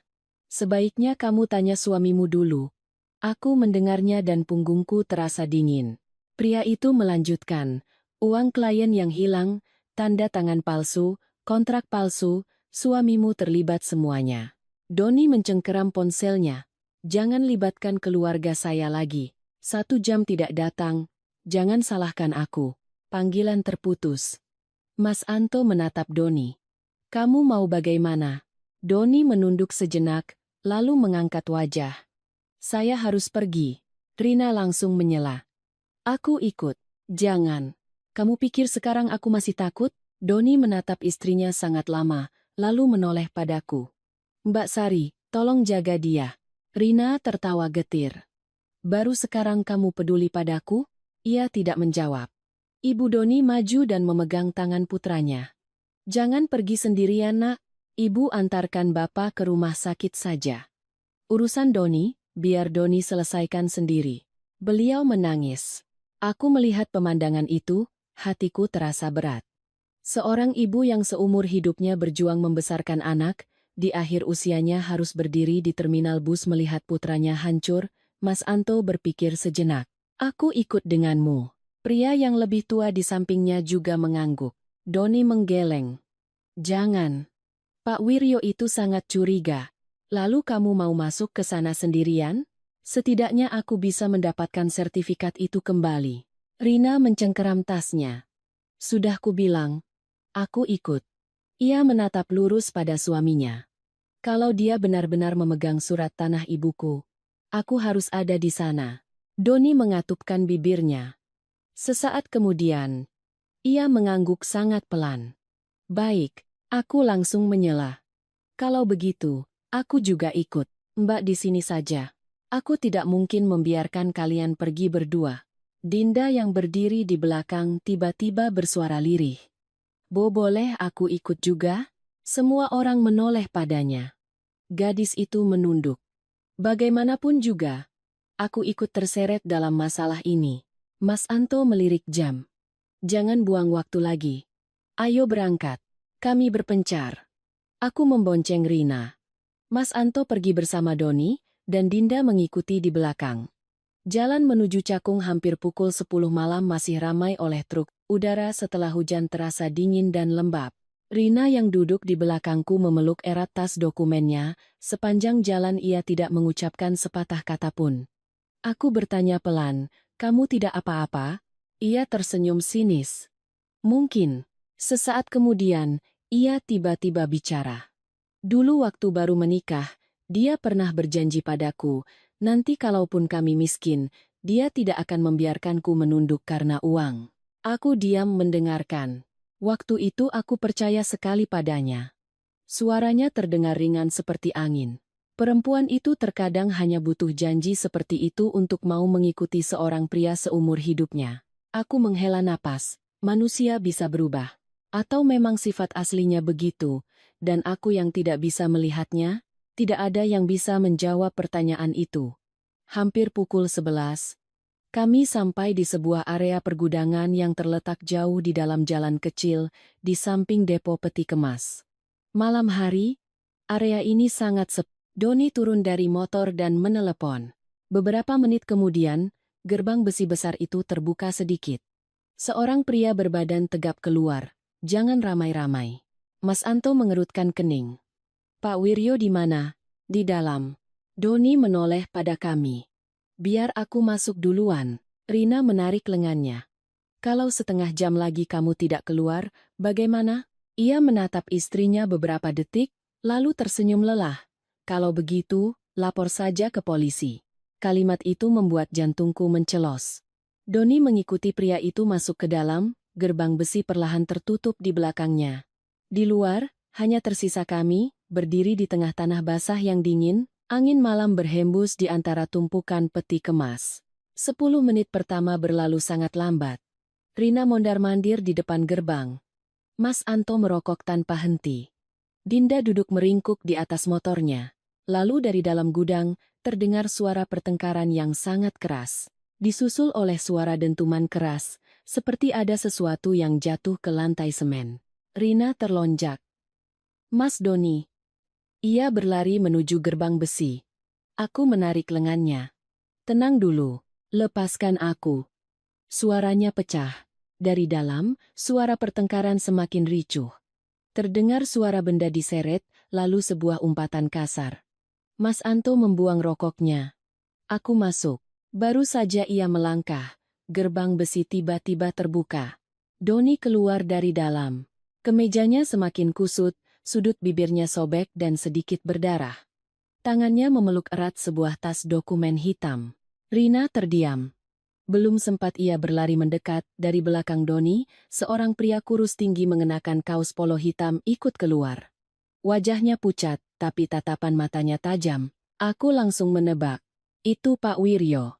Ia melirik kami sekilas, lalu tersenyum sinis. Ramai juga, ya? Mas Anto maju ke depan. Sertifikatnya mana? Doni mencengkeram tasnya. Di sini. Pak Wiryo tertawa. Pegang yang benar. Nanti hilang. Rina menatap pria itu lekat-lekat. Mungkin otaknya sedang mencoba menghubungkan wajah itu dengan semua yang telah terjadi. Pak Wiryo menyalakan sebatang rokok. Jujur saja, Doni ini bodoh, tapi bukan yang paling brengsek. Doni menoleh tajam. Bapak diam.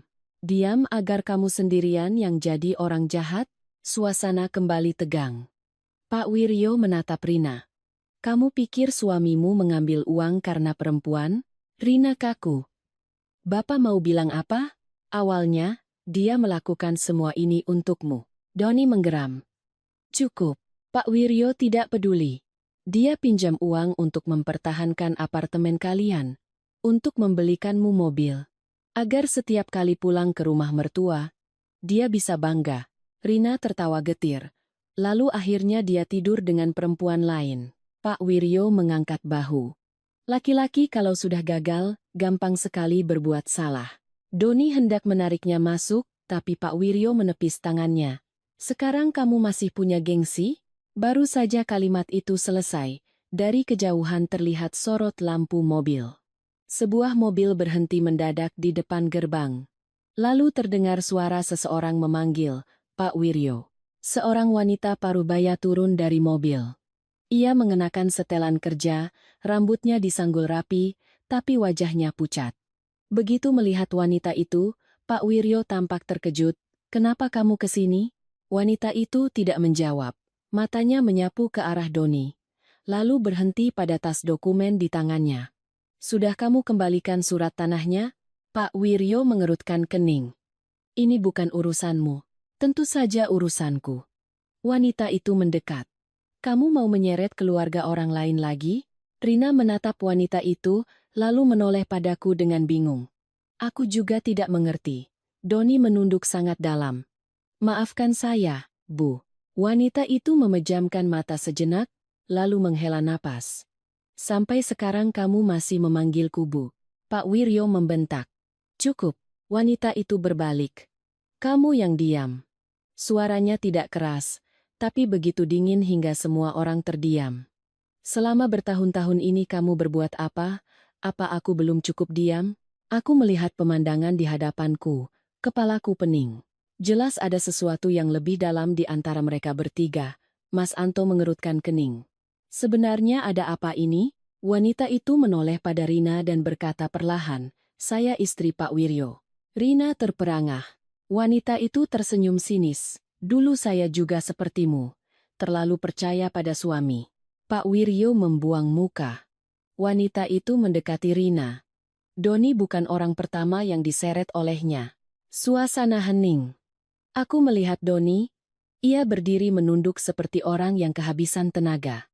Wanita itu melanjutkan, showroom mobil itu beberapa tahun ini bisnisnya menurun. Dia terus memakai uang klien untuk gali lubang tutup lubang. Doni hanya pion di tengah-tengah. Pak Wiryo membentak. Dia juga ikut menikmati, bukan orang baik. Doni tertawa lelah. Iya. Saya memang salah. Rina menatap suaminya sangat lama. Lalu perempuan itu? Ia bertanya tanpa menatap Dinda, seolah bertanya pada dirinya sendiri. Doni memejamkan mata. Waktu itu, aku pikir aku akan segera punya uang lagi. Rina tertawa kering. Kamu pikir kalau sudah kaya, kamu berhak mencintai orang lain? Doni tidak bisa menjawab. Dinda, yang sejak tadi berdiri di belakang, akhirnya menangis tersedu-sedu. Wanita itu menatap Dinda, lalu menghela napas. Anak gadis memang mudah sekali percaya pada laki-laki. Kalimat yang biasa saja, tapi terdengar begitu menyedihkan. Tepat saat itu, dari kejauhan terdengar suara sirene polisi. 2 mobil polisi berhenti di depan gerbang. Mas Anto menoleh, wajah Pak Wiryo pucat pasi. Doni berdiri diam sejenak, lalu tiba-tiba memberikan tas dokumen itu pada Rina. Pegang ini. Belum sempat Rina bereaksi, ia sudah berbalik menghadap polisi yang turun dari mobil. Aku melihat bahunya sedikit gemetar, tapi langkahnya sangat mantap. Seorang petugas mendekat. Siapa yang bernama Doni Pratama? Doni mengangkat wajah. Saya. Pak Wiryo langsung menyela. Dia melakukan semuanya sendiri, saya tidak tahu apa-apa. Doni tertawa untuk pertama kalinya. Tawa yang serak dan lelah. Bapak cepat sekali. Petugas itu melihat sekeliling. Di mana Pak Wiryo? Pria itu terdiam. Doni menoleh padanya. Saya sudah lelah, Pak. Lalu ia menatap Rina untuk terakhir kalinya. Tatapan yang membuat jantungku mencelos. Tidak ada lagi pembelaan diri, tidak ada lagi harapan untuk dimaafkan. Hanya ada kesedihan dan keputusasaan. Rina memeluk erat tas dokumen itu, matanya merah tapi tidak menangis. Angin malam meniup ujung bajunya.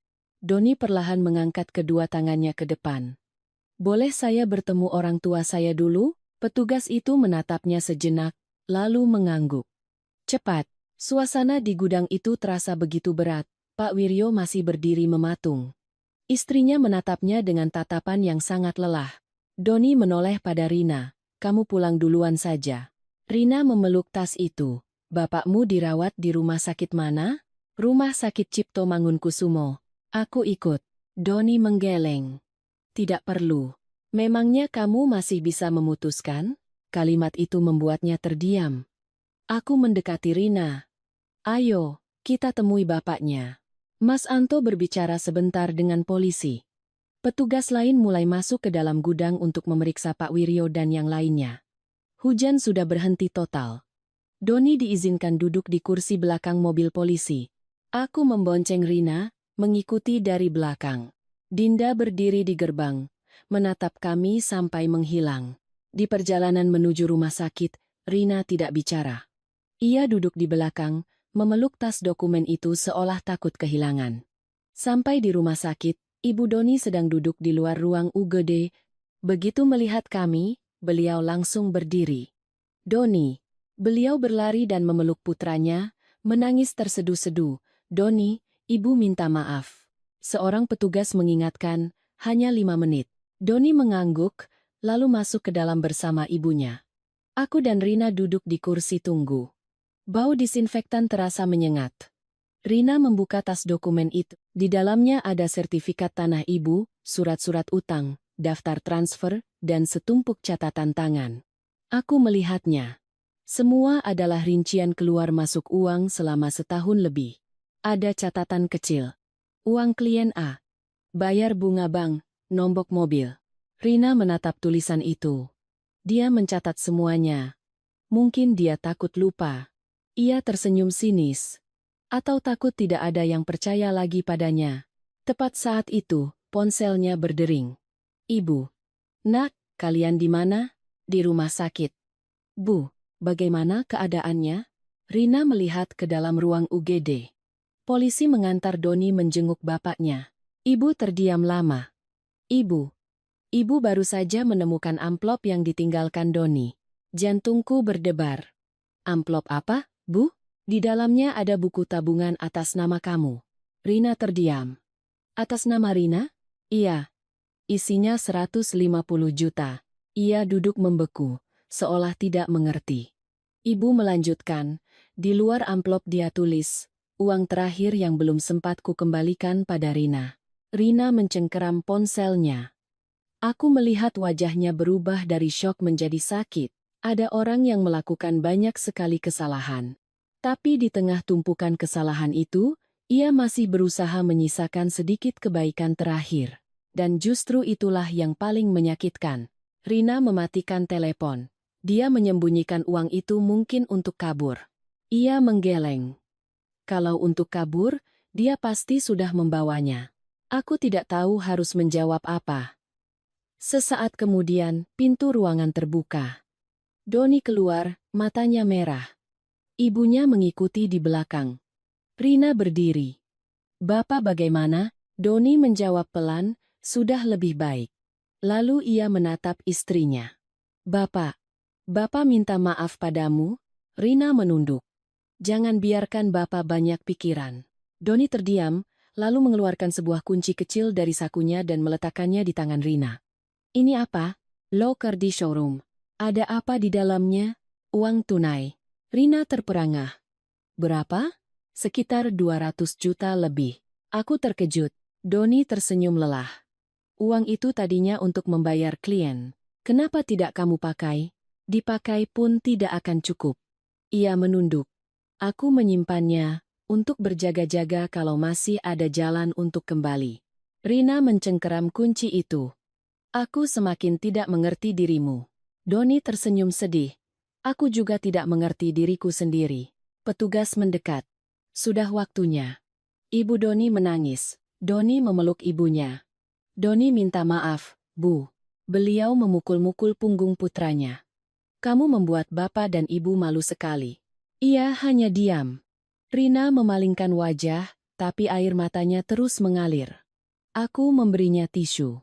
Ia menerimanya dengan tangan gemetar.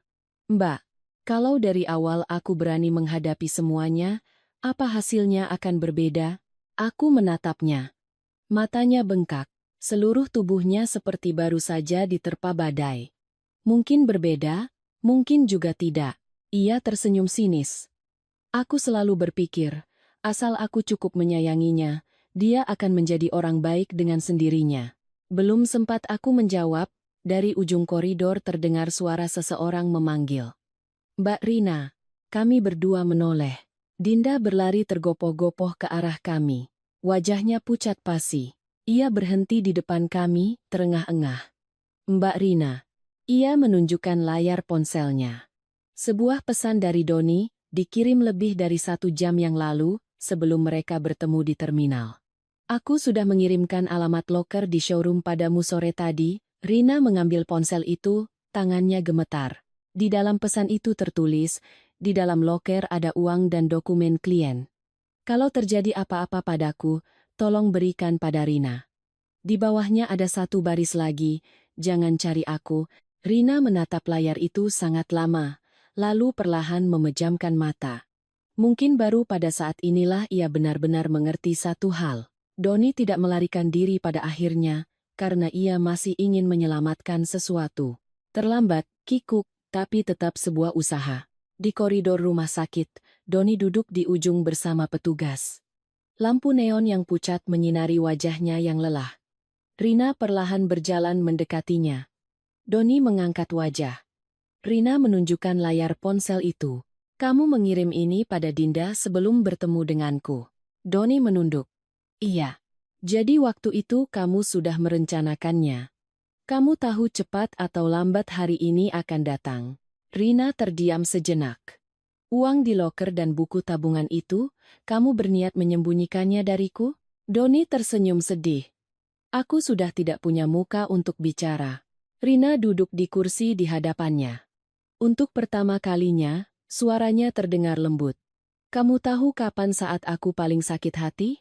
Doni menatapnya. "Bukan saat aku tahu kamu punya utang." Rina menunduk menatap kedua tangannya.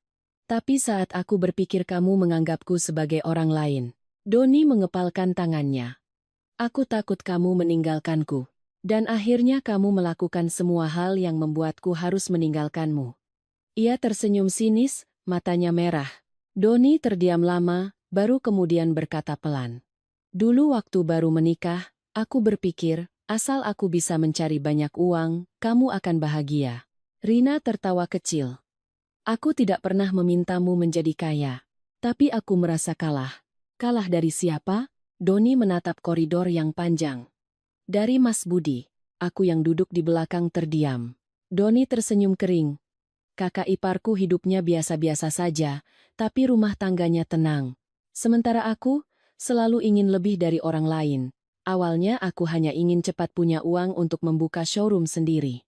Lalu semakin dicari, semakin kurang. Suaranya terdengar lelah. Ada kalanya aku begadang semalaman, melihatmu tidur, dan berpikir untuk berhenti. Tapi pagi harinya, telepon dari penagih utang, dari klien, dari kantor, datang silih berganti. Aku terpaksa berlari lagi. Rina menyeka air matanya. Lalu Dinda? Doni terdiam. Waktu itu, aku merasa seperti orang sukses. Ia tersenyum sinis. Laki-laki itu terkadang bodoh sekali. Kalimat itu membuatku tercekat. Tidak ada yang bisa membenarkan kesalahannya. Tapi saat ini, aku tidak lagi melihatnya sebagai seorang penjahat. Ia adalah seorang pria yang lemah, gengsinya tinggi, salah langkah sejak awal, lalu semakin dalam terjerumus. 2 bulan kemudian, segalanya perlahan mereda. Pak Wiryo diperiksa atas berbagai tuduhan penggelapan di perusahaannya. Doni juga harus bertanggung jawab atas perannya. Uang dari loker dan buku tabungan membantu mengembalikan sebagian uang klien yang paling dirugikan. Apartemen Rina akhirnya terjual, dengan kerugian yang cukup besar. Hari ia pindahan, aku datang membantu. Rumah yang dulu penuh tawa itu kini hanya berisi tumpukan kardus. Rina berdiri di balkon, menatap ke bawah. Dulu aku berpikir akan tinggal di sini sampai tua. Aku melipat beberapa baju. Hidup ini tidak ada yang tahu. Ia tersenyum sinis. Setidaknya, aku masih punya nyawa untuk memulai lagi. Sejak hari itu, Rina kembali tinggal bersama ibu. Awalnya, semua orang khawatir mereka akan terus bersedih.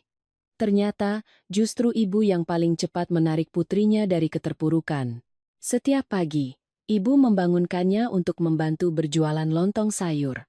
Rina mengeluh mengantuk. Ibu berkacak pinggang. Tidur lagi, nanti ibu siram mukamu pakai kuah lontong. Pernah sekali aku mampir. Melihat pulang lebih awal dari perjalanan dinas, baru saja sampai di gerbang, aku melihat adik iparku keluar dari rumah dengan wajah memerah dan pakaian yang acak-acakan. Firasatku mengatakan, ada sesuatu yang tidak beres. Aku segera memeriksa rekaman dari kamera tersembunyi dan terkejut bukan main. Bahkan sebelum koperku sempat kutarik masuk ke halaman, aku melihat Rina, adik iparku, keluar dari dalam rumah. Rambutnya sedikit berantakan. Wajahnya memerah padam seolah baru saja selesai menangis, dan kerah bajunya miring ke satu sisi. Ia begitu terkejut sampai-sampai menjatuhkan kunci motornya ke lantai paving di depan gerbang. Aku berdiri mematung di bawah pohon Kamboja di teras. Matahari siang belum sepenuhnya membakar halaman yang putih menyilaukan, tapi punggungku terasa dingin menggigil seolah baru saja disiram sember air es. Rina membungkuk untuk mengambil kuncinya, menghindari tatapanku. Sandal jepit yang ia kenakan terpasang terburu-buru hingga talinya miring. Mbak pulang kapan?" tanyanya gugup. Aku melirik jam di tanganku. Pukul 11.17. Seharusnya, saat ini aku masih berada di Surabaya untuk rapat dengan klien. Perjalanan dinas 3 hari itu mendadak diubah jadwalnya karena ada anggota keluarga dari pihak klien yang masuk rumah sakit. Aku langsung naik kereta pulang sejak pagi buta tanpa sempat memberitahu siapapun. Sepanjang jalan pulang, aku bahkan sudah berencana mampir ke pasar untuk membeli ikan mas untuk dibuat pepes, karena seminggu terakhir ini Mas Budi, suamiku, terus-terusan memintanya. Dan sekarang, baru sampai di gerbang, aku disambut pemandangan ini. Aku tidak menjawab pertanyaan Rina. Mataku terpaku pada kerutan di bahu kemejanya, lalu perlahan aku mengangkat wajah. "Kamu kesini mau apa?" Adik iparku menelan ludah. Kedua tangannya saling meremas. "Ibu,